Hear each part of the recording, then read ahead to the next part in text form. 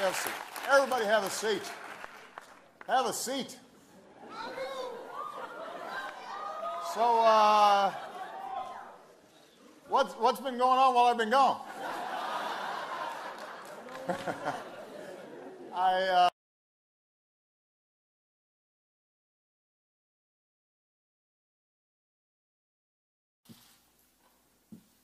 The one thing that I'm absolutely convinced of is that, yes, we confront a whole range of challenges, from economic inequality and lack of opportunity to a criminal justice system that too often is skewed in ways that are unproductive, to climate change, to issues related to violence. All those problems are serious, they're daunting, but they're not insoluble. What is preventing us from tackling them and making more progress really has to do with our politics and our civic life. It has to do with the fact that because of things like political gerrymandering,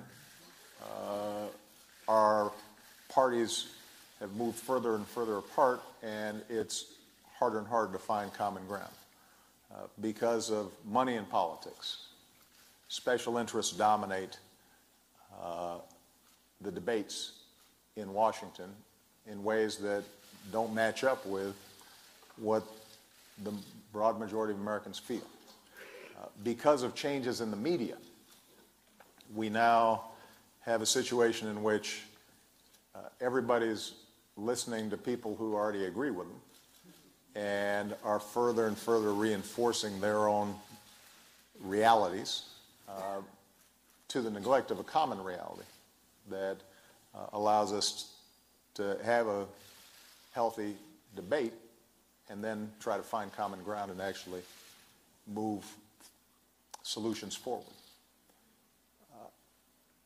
And so, when I said in 2004 that there were no red states or blue states, they're the United States of America, that was an aspirational comment. But I think it's, and it's one, by the way, that I still believe, in the sense that when you talk to individuals one-on-one, there's a lot more that people have in common than divides them. But obviously it's not true when it comes to our politics and our civic life. And maybe more pernicious is the fact that people just aren't involved. They get cynical and they give up. And as a consequence, we have some of the lowest voting rates of any advanced democracy, and low participation rates then translate into a further gap between who's governing us and what we believe. The only folks who are going to be able to solve that problem are going to be young people, the next generation.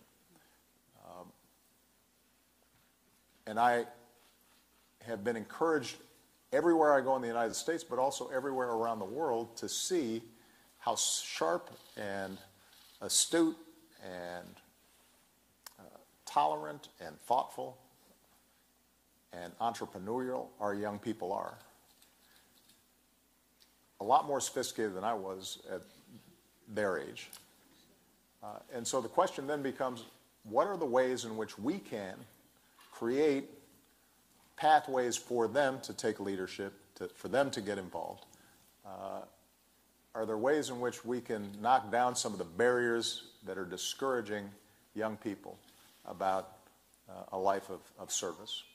And if there are, I want to work with them to knock down those barriers and to get this next generation in, to accelerate their move towards leadership. Because if that happens, I think we're going to be just fine.